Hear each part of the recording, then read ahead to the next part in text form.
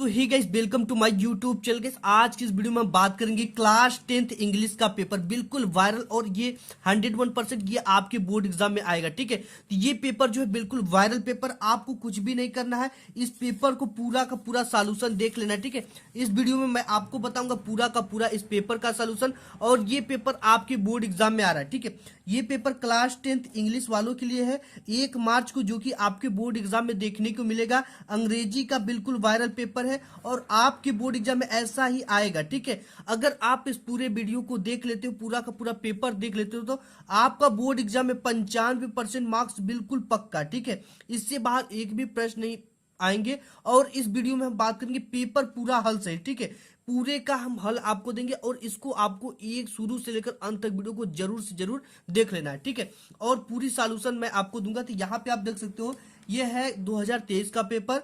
सबसे पहले आपको अनुक्रमांक यहाँ पे लिखना होता है, नाम, और ये विषय का कोड है। ठीक है, 917, और ये पेपर कोड है। इसके बाद यहाँ पे 2023 अंग्रेजी, और आपको समय 3 घंटे 15 मिनट, जैसा कि हर पेपर में मिलता है। और यहाँ पे दे रखा है कि first 15 minute are allotted for the candidate to read the question paper, यानी प्रारंभ के 15 मिनट परीक्षार्थियों को प्रश्न पत्र पढ़ने के लिए निर्धारित है। ठीक है, और पूर्णांक इसका कितना है, 70 है।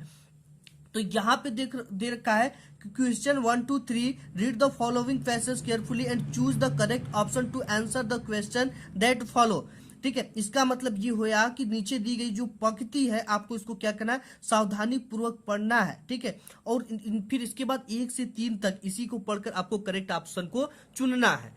ठीक है, इसका अगर आप कहोगे तो इसका हिंदी मैं बता दूंगा। ठीक है, ये हिंदी आप इसका समझ लो। जैसे यहाँ पे मीन बाइल माई फ्रेंड, इसी बीच मेरे मित्र ने, ठीक है, मेरे बारे में चिंता करना बंद नहीं किया, मेरे लिए उनके प्यार में उन्हें यह सोचने के लिए प्रेरित किया कि मांस खाने के लिए अपनी आपत्तियों पर कायम हूं। ठीक है, मुझे केवल एक संविधान विकसित करना चाहिए था जो कि अंग्रेज समाज में घर पर कभी महसूस नहीं करना चाहिए, जिससे वो अंतिम प्रयास के लिए प्रियता सुधार के लिए उन्होंने मुझे जाने के लिए आमंत्रित किया। उन दिनों थिएटर नाटक से पहले हमें होलबर्न, ठीक है, इसमें होलबर्न एक रेस्टोरेंट का नाम है, यहाँ पे आप देख सकते हो Holborn restaurant, it was a very big company. ठीक है, डिनर्स, वो एक बहुत बड़ी कंपनी थी और उसमें हमें डिनर यानी रात्रि भोज करना था। उसी बीच माई फ्रेंड, मेरे फ्रेंड के बीच में शेयरिंग टेबल, ठीक है, टेबल को शेयर कर रहा था। The first course was soup, उसका जो फर्स्ट कोर्स था वो सूप था। ठीक है, आई वंडर्ड, मैं आश्चर्य था, that it might be made but dead, ये किस चीज का बना हुआ, इस चीज को लेकर गांधी जी बहुत ज्यादा आश्चर्य था, लेकिन उनके पास ये हिम्मत नहीं था कि वो अपने दोस्त से पूछ सके कि ये किस चीज का बना हुआ है। ठीक है, इसी बीच उनकी गांधी जी के बीच हलचल देखकर उनका दोस्त पूछता है, हलचल देखिए, मेज पर सख्ती से पूछा कि मामला क्या है। काफी झिझक के साथ मैंने उससे कहा कि मैं पूछताछ करना चाहता हूँ कि ये जो सूप है, ठीक है, सूप वाज ए वेजिटेबल और सूप, ठीक है, यानी सूप वाज ये शाकाहारी है, सूप मतलब वेजिटेबल यानी सब्जी है, या शोरबा है, ठीक है, या मांसाहारी है। इस चीज को गांधी जी ने अपने दोस्त से कहता है, और ये चीजें taken from the autobiography of MKS Gandhi, ये जो चीजें हैं MKS गांधी से ली गई है। ठीक है, इस चीज का आप हिंदी समझ गए। अब इसी के आधारित 3 क्वेश्चन है। पहला क्वेश्चन है, who is the narrator in the above passage, ठीक है, यानी उपयुक्त पंक्ति का, एबव यानी उपयुक्त, पैसेज यानी पंक्ति का, हु इज द नरेटर, कथावाचक कौन है, यानी ये सब जो चीजें बातें हैं ये कौन कह रहा है। तो यहाँ पे दे रखा who is the narrator in the above passage. तो देखो यहाँ पे दे रखा पहला ऑप्शन गांधी जी, और दूसरा ऑप्शन है आपका गांधी जी की फ्रेंड कह रहा है, या someone who knew Gandhi ji, या द वेटर, ठीक है, या नौकर कह रहा है। तो इसमें पूरी जो चीजें हैं ये गांधी जी कह रहे हैं, तो आपका ऑप्शन नंबर पहला क्या हो जाएगा, करेक्ट हो जाएगा। नेक्स्ट क्वेश्चन देख लेते हैं। आपका नेक्स्ट दूसरा क्वेश्चन है कि गांधी जी, मतलब कि गांधी जी क्या थे, was interested in the vegetarianism only, केवल शाकाहार में रुचि रखते थे। Had objection to meat eating, मांस खाने वालों से गांधी जी को आपत्ति थी, ऑब्जेक्शन मतलब आपत्ति थी, या ऑप्शन ओनली ए सही है, या बोथ ए एंड बी। ठीक है, तो देखो जो गांधी जी थी, इसमें पहला दे रखा है कि was interested in vegetarianism only, तो गांधी जी को शाकाहार में भी रुचि था, ठीक है, इंटरेस्टेड यानी रुचि। Had objection to meat eating, और मांस खाने वाले से उनको आपत्ति थी। ठीक है, तो ओनली ऑप्शन ए राइट है, या बोथ ए एंड बी। ठीक है, तो गांधी जी को दोनों था, वो क्या करते थे, शाकाहारी में रुचि रखते थे, और had objection to meat eating, और मांस खाने वाले से उन्हें आपत्ति थी। तो यहाँ पे बोथ ए एंड बी आपका ऑप्शन क्या हो जाएगा, राइट हो जाएगा।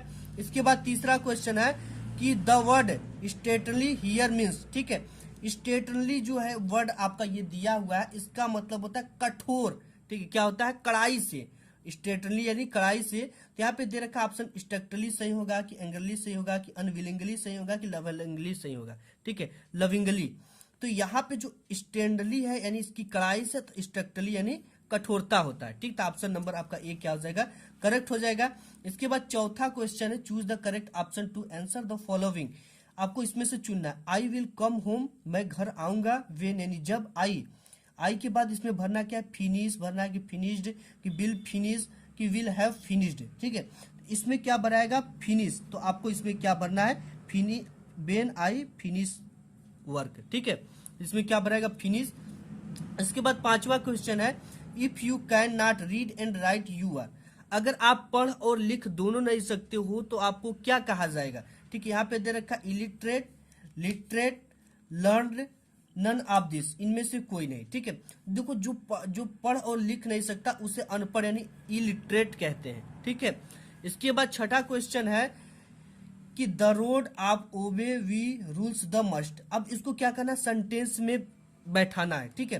तो सबसे पहले आपको सब्जेक्ट चाहिए, फिर हेल्पिंग वर्ब चाहिए, फिर उसके बाद ऑब्जेक्ट चाहिए, फिर अदर क्रियाएं चाहिए, ठीक है। तो सबसे पहले इसमें देखो क्या क्या दे रखा है, the rules of the road must we obey, ये तो नहीं लगता है कि सही होगा। इसके बाद B obey the must rules of the road, फिर C we must obey the rules of the road, we must obey the road of the rules, ठीक है। इसमें आपका ऑप्शन नंबर सही से पहले सब्जेक्ट लगाया, फिर हेल्पिंग वर्ब लगाया, फिर ऑब्जेक्ट लगाया, the rules of the road, फिर अदर क्रिया लगाया, ठीक। ऑप्शन नंबर आपका सी जो है B must obey the rules of the road correct हो जाएगा। इसके बाद नेक्स्ट और सातवां क्वेश्चन है which of the following is the correctly spelled, ठीक है। इसमें बोल रखा है कि बीच यानी निम्नलिखित में से जो दिया है करेक्टली यानी शुद्ध, स्पेल्ड यानी होता है वर्तनी, वर्तनी मतलब स्पेलिंग आप कह सकते हो कि ये जो चार चीज दी है इसमें से किसका स्पेलिंग सही है। तो यहाँ पे ये दे रखा है नॉलेज टाइप का, तो इसका स्पेलिंग तो नहीं सही है नॉलेज का, और यहाँ पे KNOWLEDG ये तो नॉलेज की स्पेलिंग सही है, और यहाँ पे सर्वेंट दे रखा है, ठीक है। सर्वेंट का स्पेलिंग जो होता है SERVA, ठीक है, ई की जगह पे ए रहता तो ये सही हो जाता, नन ऑफ दिस। तो आपका ये नॉलेज का स्पेलिंग सही है, तो ऑप्शन नंबर आपका दूसरा क्या हो जाएगा, करेक्ट हो जाएगा। इसके बाद आठवां क्वेश्चन है व्हाट इज द टाइम, इसके बाद खाली स्थान दिया योर वॉच, ठीक है। यहाँ पे इन भरा जाएगा कि विथ की इनटू की बाई। तो देखो जब भी आप समय पूछते हो ना, समय पूछने के लिए हर समय क्या लगता है, बाई, तो यहाँ पे क्या भरा जाएगा आपका बाई, ठीक है। What is the time by your watch. Next question देख लेते, आपका क्वेश्चन है 9 से 10 तक। इसमें आपको क्या करना है, read the passage given below, choose the correct option to answer the question that follow, ठीक है। आपको क्या करना है, इसको पढ़ना है, पढ़ने के बाद इसके नीचे दिए गए 9 से 10 तक क्वेश्चन के आंसर आपको देने हैं, ठीक है। तो देखो यहाँ पे anyone could ramble on and leave big space between the words but the trick was to come up with convincing argument to approve the necessity. मतलब इसका मैं आपको हिंदी बता देता हूँ, ठीक है। आप हिंदी इसका सुन लोगे तो आप इजिली इसके नीचे जितने भी क्वेश्चन दिए गए वो आप कर लोगे, ठीक है। ठीक, एनीवन मतलब कि कोई भी इधर उधर भटक सकता था और शब्दों के बीच बड़ा स्थान छोड़ सकता था, लेकिन बात करने की आवश्यकता को साबित करने के लिए ठोस तर्क के साथ आने की चाल भी मैंने सोचा था, और सोचा कि अचानक मुझे एक विचार आया था, ठीक है।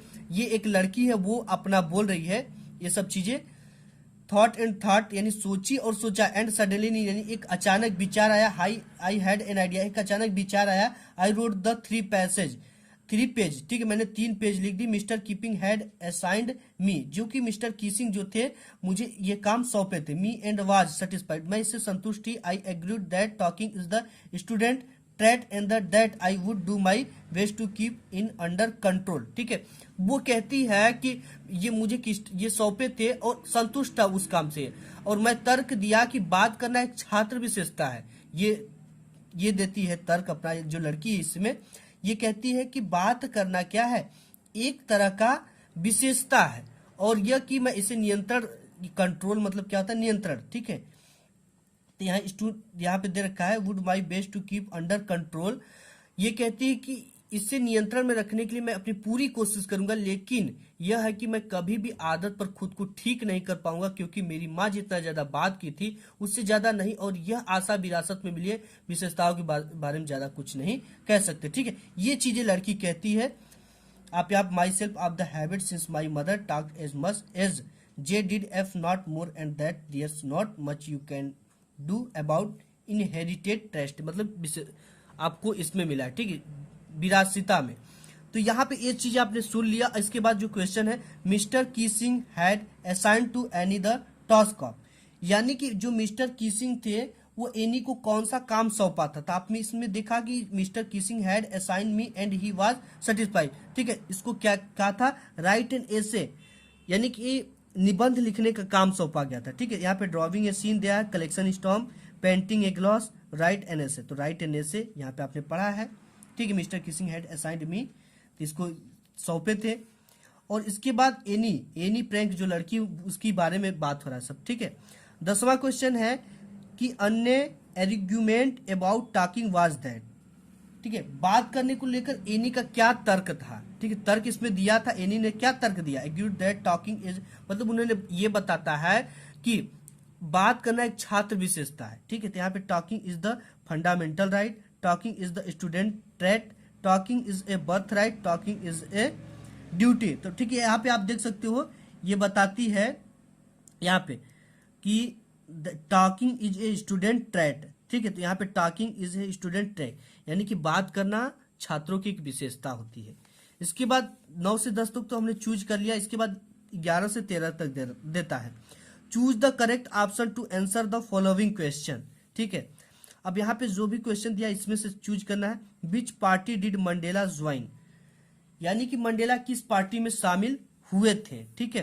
तो इंडियन नेशनल कांग्रेस था कि अफ्रीकन नेशनल कांग्रेस था कि नेशनल अफ्रीकन पार्टी थी, कि he did not join any party, कि वो कोई भी पार्टी ज्वाइन नहीं किए थे, ठीक है। तो उन्होंने जो ज्वाइन किया था वो आपका किया था African national Congress. Option number आपका बी क्या हो जाएगा, करेक्ट हो जाएगा, ठीक है। इसके बाद 12वां क्वेश्चन है कि where did Rajveer and Pranjal study, Rajveer और प्रंजल कहाँ पे स्टडी करते थे, आसाम की, कुर्ग की, गोवा की, दिल्ली, ठीक है। तो ये लोग जो स्टडी करते थे वो आपका दिल्ली में करते थे। इसके बाद नेक्स्ट आपका 30 नंबर क्वेश्चन है कि how old was Siddhartha, Siddhartha की उम्र कितनी थी, वेन, जब be renounce the princely life, जब वो राजसी जीवन का त्याग कर रहे थे। तो सिद्धार्थ की उम्र कितनी थी जब वो राजसी जीवन का त्याग कर रहे थे, देखा 22 वर्ष की थी कि 32 की 35 की 25, ठीक है। तो वो 25 वर्ष के थे। कितने वर्ष के थे, सिद्धार्थ 25 वर्ष के थे जब वो राजसी जीवन का त्याग कर रहे थे। नेक्स्ट क्वेश्चन देख लेते हैं। आप जब 14 से 15 नंबर पे जाओगे तो आपको मिलेगा read the given extract and the choose the correct option to answer the following question, ठीक है। तो आपको यहाँ पे एक पोयम देगा जिसे आपको पढ़ना पड़ेगा और इससे रिलेटेड 14 से लेकर 15 तक आपको बहुविकल्पी यानी ऑब्जेक्टिव टाइप के क्वेश्चन मिलेंगे, उसे चूज करना पड़ेगा। तो इसमें देखो दे रखा है, has given my heart a change of mood and shaped some part of the day I read. तो यहाँ पे देखा who compose the above lines, जो ऊपर लिखी गई पंक्ति है इसे कंपोज यानी किसने लिखा है, ठीक है। तो यहाँ पे देखा Adrienne Rich, Robert Frost, Rover Klein, Walt Whitman. तो इसे लिखा है आपको रॉबर्ट फ्रॉस्ट ने। तो ये वाला ऑप्शन क्या हो जाएगा, राइट हो जाएगा। एंड नेक्स्ट 15 नंबर क्वेश्चन है कि द पोएट वाज इन ए, यानी कि ये जो कविता लिख रहा है तो इसमें जो पोएट है वो किस मूड में है, ठीक है। तो जो पोएट था ना वो प्ले के मूड में, इसमें देखो pleasant mood, playful mood, rough mood, sad mood, ठीक है। इसमें जो आपके लेखक थे वो किस मूड में थे ये पूछा जा रहा है, ठीक है। तो ये प्लेफुल मूड में थे, किस मूड में थे, प्लेफुल मूड में थे। इसके बाद क्वेश्चन आता है 16 से 20। अब देखो इसमें क्या करना है, इसमें भी आपको सेलेक्ट करना है, ठीक है। देखा choose the correct option to answer the following question पे है मिसेज पंफेरी वाज, ठीक है। श्रीमती पंफेरी एक थी, क्या थी, पुअर लेडी थी कि सेल्फिश लेडी थी कि रिच लेडी थी कि जेंटल लेडी थी, ठीक है। तो आपने पंफेरी को पढ़ा था, एक पंफेरी क्या थी, एक रिच लेडी थी, ठीक है। नेक्स्ट आपका क्वेश्चन है 17 नंबर दे रखा है कि यहाँ पे encouraged Ebright in his interest in learning, यानी कि सीखने में रुचि के लिए इब्राइड को प्रोत्साहित किसने किया। देखा his father, his mother, his friends, his teacher, ठीक है। तो उसकी माता जी ने, ये इब्राइड की माता जी ने उन्हें प्रोत्साहित किया था पढ़ने के लिए। इसके बाद 18वां क्वेश्चन है कि रामलाल हैड, ठीक है, रामलाल एक था, ठीक है। रामलाल के पास था 3 डॉटर एंड 4 सन्स, कि 3 sons and 4 daughter, 2 sons and 5 daughter और 5 सन्स एंड 2 डॉटर, ठीक है। तो जो इसके पास रामलाल के पास था वो 3 सन्स, तीन लड़के थे एंड 4 डॉटर और 4 लड़कियां थी। तो ऑप्शन नंबर आपका बी क्या हो जाएगा, करेक्ट हो जाएगा। इसके बाद 19 है रिचार्ज इब्राइट वाज है, ठीक है। रिचार्ज इब्राइट एक थे, एक्टर थे, सिंगर थे, इंजीनियर थे, साइंटिस्ट थे, ठीक है। तो ये साइंटिस्ट थे एक, तो यहाँ पे क्या भरना है, साइंटिस्ट। इसके बाद 20वां क्वेश्चन है कि in which profession the boy was trained, ठीक है। किस कार्य के लिए लड़कियों को ट्रेंड किया गया था, ट्रेंड मतलब कि सिखाया गया था, ठीक है। टाइपिंग के लिए, थेफ्ट के लिए, हाउस होल्ड वर्क के लिए, कुकिंग के लिए। थेफ्ट यानी चोरी करने के लिए उसे क्या किया गया था, ट्रेंड किया गया था। नेक्स्ट क्वेश्चन देख लेते हैं। इसके बाद आपको पहला रीडिंग आ जाता है, ठीक है। आपको जब भी कॉपी पे लिखना है तो सेक्शन इस तरह से डालकर रीडिंग हेडिंग डालकर ही लिखना है इसके आंसर। तो यहाँ पे पहला है कि read the following passage carefully and answer the question given below, यानी अनसीन पैसेज देता है, इसे आपको केयरफुली पढ़ना है। पढ़ने के बाद इसके से रिलेटेड 4 क्वेश्चन देंगे, उसके आंसर आपको देना है, ठीक है। यहाँ पे आपको कुछ भी नहीं करना, इसको एक बार पढ़ लेना कि most of the girls belonging to the poor family do not go to school in rural area when asked their parents would say that they want their daughter to be educated they stay at home because their parents believe that the kind of education on offer is not appropriate for their daughter or because they feel the risk are too great. Those risks are real. Girls are sexually harassed sometimes by their fellow students or teachers or by strangers as they walk down to school. These pressures are central to low enrollment and the relation of girls. Poverty also play its part. If their clothes are torn, girls from poor family will stay at home. In such cases, they are forced by the demand of the modest and यहाँ पे ये है property, ठीक है। तो यहाँ पे देखो इसका कहने का क्या मतलब है कि उस समय की लड़कियां पढ़ने के लिए नहीं जाते थे, पिता शिक्षित करना चाहते थे, लेकिन उनके पास क्या क्या कारण थे जिससे वो शिक्षित नहीं कर पाते थे। और माता पिता कहते हैं कि बाहर का समाज जो है वो बहुत ही गलत है और हम लोग इतने गरीब हैं कि बच्चों को बाहर भेज नहीं सकते, लड़कियों के लिए कपड़े अच्छे नहीं है, तो भला उन्हें हम बाहर पढ़ने के लिए कैसे भेजें, ठीक है। तो इसी से रिलेटेड ये चीजें हैं।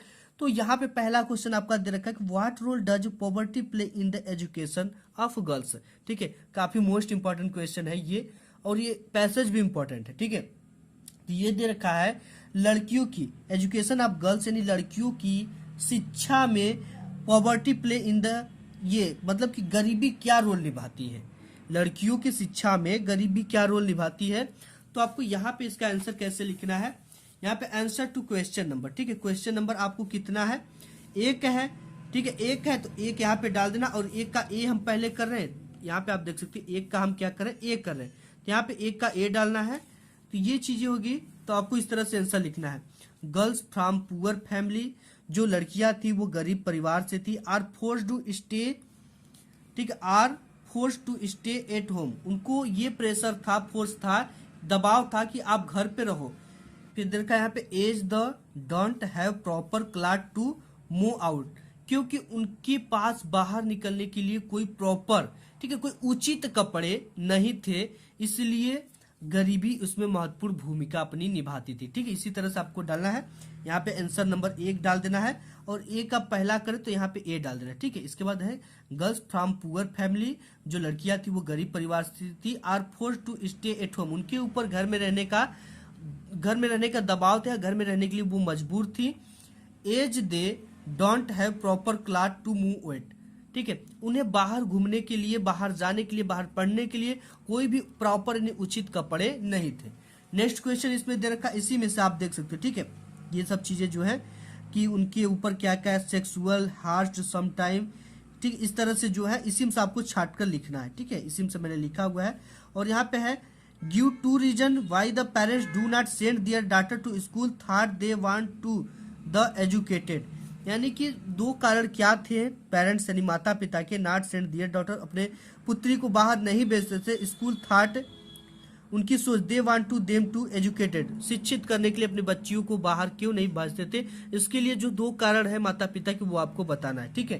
तो देखो ये क्या था, पहला जो कारण था कि वो मानते थे कि शिक्षा उनकी बेटियों के लिए उपयुक्त नहीं है, ठीक है। यहाँ पे है first they believe that the kind of education, यहाँ पे आपको first they believe that the kind of education given is not suitable for दियर।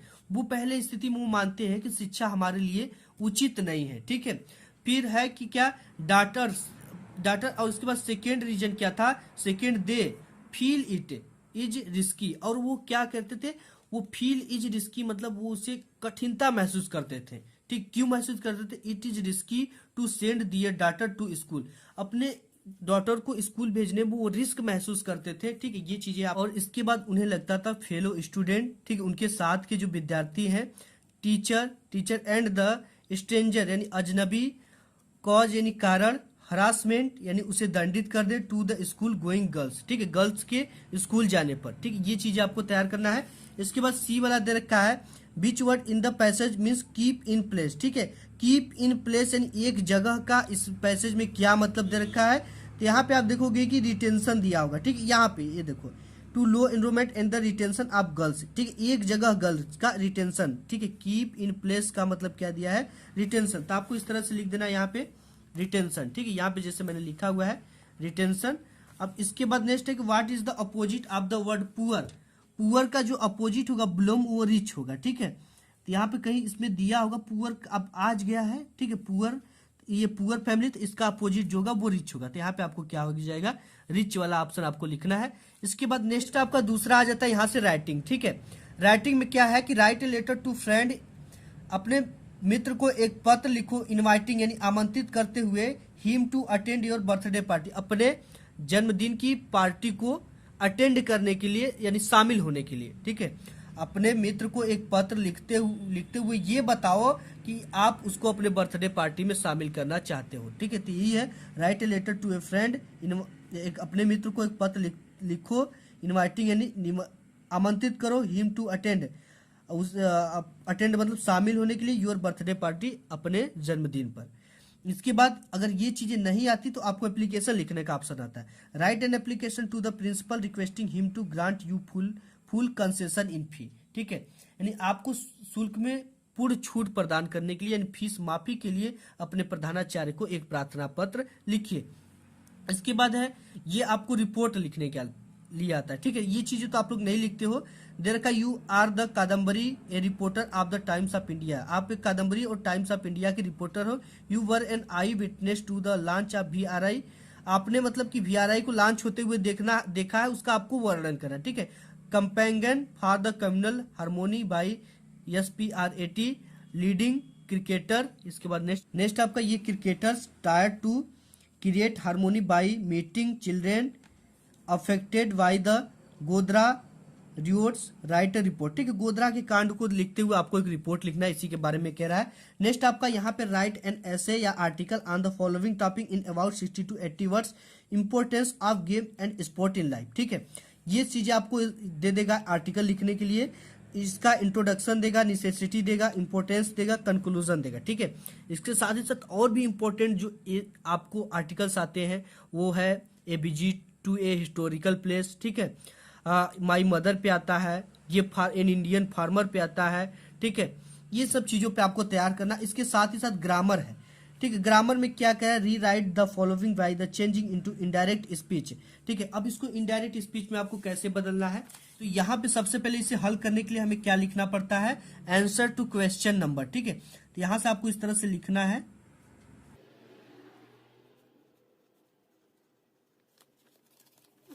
यहाँ पे क्या हो जाएगा आपका, दे रखा है he said to me wash your face, ठीक है। इसे हमें किस में बदलना, इनडायरेक्ट स्पीच में।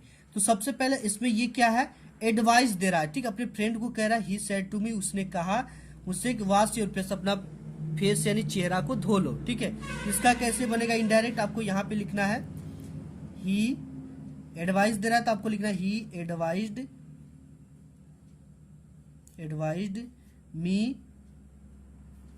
मी के बाद कामा और इनवर्टेड कामा लगाते हैं, तो इस जिसमें सलाह दिया होता है उसके बाद क्या लगाते हैं, टू, इसके बाद वॉश योर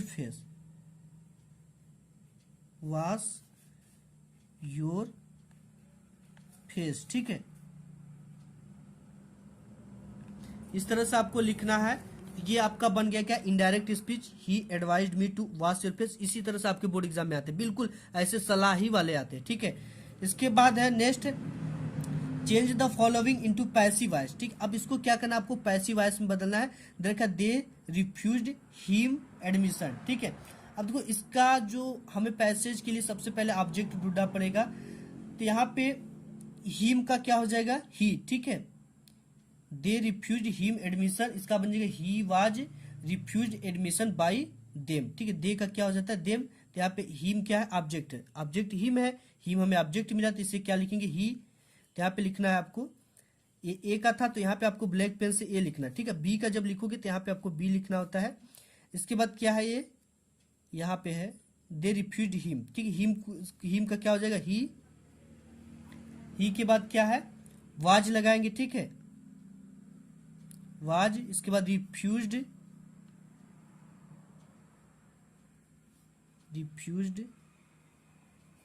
इसके बाद रिफ्यूज्ड है, रिफ्यूज्ड के बाद आपका एडमिशन है, ठीक है, रिफ्यूज्ड एडमिशन,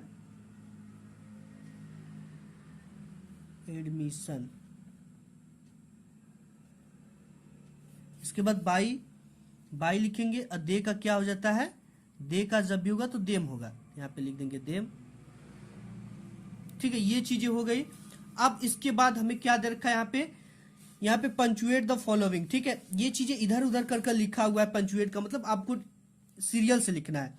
ये लिख दिया है, I said to my mother please give me 200 rupees is as I wish to purchase a dictionary, ठीक है। तो यहाँ पे सबसे पहले आपको सब्जेक्ट मिला माई मदर, ठीक है, सैड टू, इस तरह से लिखना है। तो इसे चलो सीरियल से लिखते, सी वाला है, आपको यहाँ पे हटा रहे हैं इसको, सी वाले को इस तरह से लिखना है, ठीक है। तो यहाँ पे सबसे पहले हमको क्या लिखना है, यहाँ पे ये देखो, इसको सबसे पहले आप देखो, है आपका तीसरा नंबर सी वाला कि पंचुएट द फॉलोइंग, ठीक है। देर का I said to my mother please give me 200 rupees as I wish to purchase a dictionary. अब देखो यहाँ पे क्या है कि कौन सा कैपिटल में लिखा जाना चाहिए, कौन सा स्मॉल लेटर में लिखा जाना चाहिए, कहाँ पे कामा लगना चाहिए, कहाँ पे इन्वर्टेड कामा लगना चाहिए, इसी चीज का इसमें मिसिंग है, ठीक है। उसी को आपको लिखना है सही तरीके से। जैसे यहाँ पे आई सेड टू है, ठीक है, तो आई को क्या लिखेंगे, कैपिटल लिखेंगे। फिर सेड टू माई मदर है, ठीक है, सेड टू माई मदर के बाद आपको कामा इन्वर्टेड कामा में लिखा जाता है, जैसे आपने इनडायरेक्ट में देखा होगा, ठीक है। सबसे पहले I said to my mother लिख लेते हैं यहाँ पे। यहाँ पे हमें लिखना क्या है, I said to my mother comma inverted comma में, अब इस चीज को किस में लिखना है, इन्वर्टेड कामा में, प्लीज गिव मी 200 रुपीज, ठीक है। तो यहाँ पे लिखना है प्लीज गिव, ठीक है, गिव मी 200 रुपीज,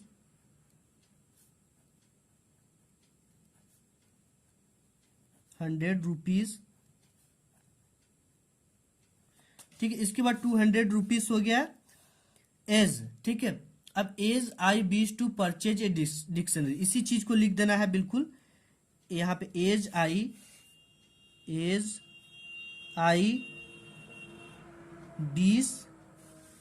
20 के बाद to purchase a dictionary, to purchase, ठीक है, परचेज आपको लिखना है,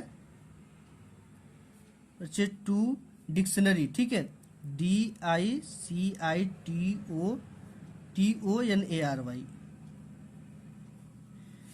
तो इसको इसी तरह से पंचुएट बनाया जाता है, ठीक है, कामा इन्वर्टेड कामा में इसको लिखा भी जाता है इस तरह से। तो ये चीजों का आपको बस ध्यान देना है, ठीक है।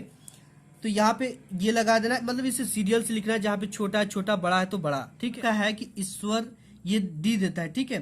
Translate the following into English, Ishwar Chandra Vidyasagar एक योग्य अध्यापक थे। तो यहाँ पे आपको लिखना है क्या, ईश्वर चंद्र विद्यासागर, इस तरह से, ठीक है, ईश्वर चंद्र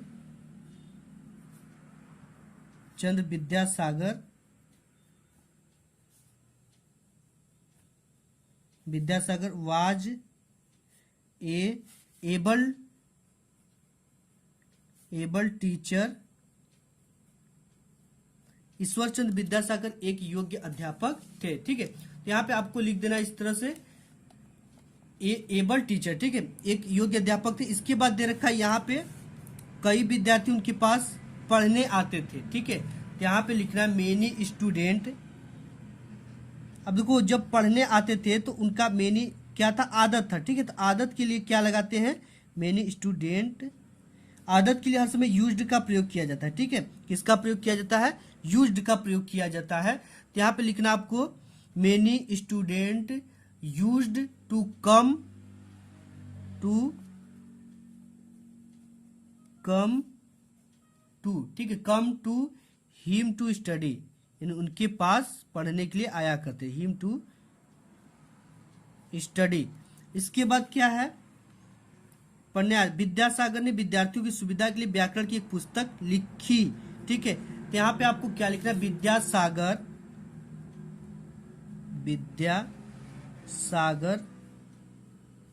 रोट, ठीक है। यहाँ पे रोट क्या लिखा था, सुविधा के लिए एक व्याकरण की पुस्तक लिखा था। रोट एक ग्रामर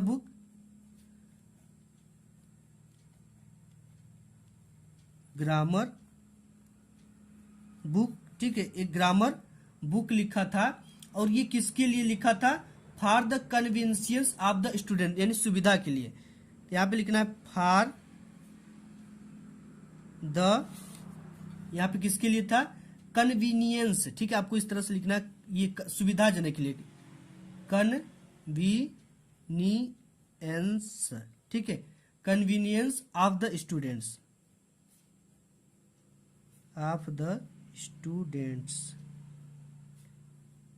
ठीक है, ऑफ द स्टूडेंट्स। ये चीजें हो गई। इसके बाद उन्होंने शिक्षा की उन्नति के लिए अनेक कार्य किए, ठीक है। तो यहाँ पे उन्होंने शिक्षा की उन्नति के लिए अनेक कार्य किए। तो ही, ठीक है, सबसे ही हैज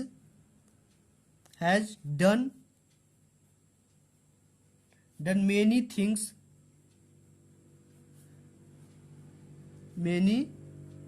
थिंग्स फॉर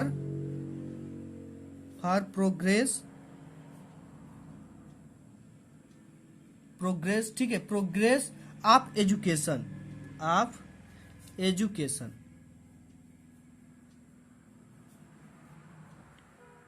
ठीक है। इस तरह से आपको इसका क्या करना है, ट्रांसलेट करना है। इसके बाद नेक्स्ट क्वेश्चन आपका आ जाता है ये लिटरेचर, ठीक है। आपको जब भी डालना क्वेश्चन नंबर 3 का उत्तर, तो आपको ग्रामर है तो ग्रामर इसके बाद लिख देना। जैसे यहाँ पे हमने आंसर टू क्वेश्चन नंबर, इसके नीचे 2 लाइन खींचना है। दूसरा है, तीसरा है, डालने के बाद यहाँ पे ग्रामर डाल सकते हो, अनसीन पैसेज कर सकते हो, तो इसके बाद अनसीन पैसेज डाल सकते हो, ठीक है। इसके बाद है कि answer the following in the 30 to 40 words each, यानी कि 30 से 40 वर्डों में इनकी आपको क्या करना है, उत्तर देना है। पहला कि वाई वाज अनी in tears when she left the Montessori school, ठीक है। तो इसका मतलब ये हुआ, मतलब हो गया कि मॉन्टेसरी जब स्कूल छोड़े तो लोगों ने क्यों टीयर से नहीं रोया, ठीक है। इसके बाद है describe the wild life of Coorg, ठीक है, जंगली जीवन की आपको व्याख्या करना है। What kind of a person was Valli किस प्रकार की पर्सन थी। या आर, अगर ये चीज आपको नहीं पता, what is the greatest wealth of a nation in the Mandela opinion, Mandela के विचारों के अनुसार राष्ट्र के लिए सबसे अच्छी धन क्या है, ठीक है। तो वो बताती है कि यहाँ के लोग हैं अच्छी धन। इसके बाद आपको नेक्स्ट 5वां के बाद यहाँ पे मिलता है क्वेश्चन, ये छठा, ठीक है, answer any one of the following in about 60 word, यानी कि आपको यहाँ पे 60 वर्डों में उत्तर देना है। तो आपको यहाँ पे दे रखा है what does the Mandela think about the patriot, ठीक है, मंडेला की देशभक्ति क्या थी। कैन दे बी रिपेड, ये चीजें हैं। इसके बाद है give a brief sketch of any lifes, ठीक है, किसी एक का उत्तर देना, 2 ठो आपको दिया है। इसके बाद है 7वां question, who was the Amanda, what idea do you form her through the poem about 14 words, तो उनके विचारों में क्या विचार थे कविता में, वो उसको आपको 40 वर्डों में लिखना है। फिर है आपका यहाँ पे 8वां, write 4 lines from one of the poem given in your text book, do not copy out the line given the question paper, ठीक है। क्वेश्चन पेपर में जो एक आपको अपने बुक से कविता लिखनी है जो कि इस प्रश्न पत्र में ना आया हो, ठीक है। इसके बाद आपको 9वां है give the central idea any one of the following in about, यहाँ पे 40 to 50 वर्ड, 40 से 50 शब्दों में आपको सेंट्रल आइडिया लिखना है। पहला देर का डस्ट ऑफ स्नो, ठीक है, इसका। दूसरा है a tiger in the zoo animals, ठीक है, आपको इन सभी को तैयार कर लेना है, एक ठो आएगा आपके बोर्ड एग्जाम में। फिर आपको है नेक्स्ट वाला कि answer any one of the following question in about 30 to 40 words, यहाँ पे 60 आंसर आ जाता है। Why did Anil hire Harish Singh. फिर बी है, यहाँ से आपको किसी एक का उत्तर देना है, ठीक है। Why was the Bholi hesitate to go to school, इन दोनों में से एक का आंसर देना है। इसके बाद नेक्स्ट है 10वां क्वेश्चन की answer any one of the following question in about 60 word. Long question है, 60 वर्ड है। Describe the most important character of the chapter tricky in details में आपको ट्रिकी चैप्टर का बताना है। इसके बाद या तो give a character sketch of Matilda, ठीक है। तो इस सब का आपको उत्तर देना है। तो गाइस आज की इस वीडियो में बस इतना ही। अगर आपको इसकी पूरी की पूरी क्वेश्चन आंसर चाहिए तो मैं आपको वीडियो बना कर दे दूंगा, आप वहां से स्टडी कर लेना। आज की इस वीडियो में बस इतना ही, मिलूंगा एक नेक्स्ट वीडियो, तब तक के लिए धन्यवाद।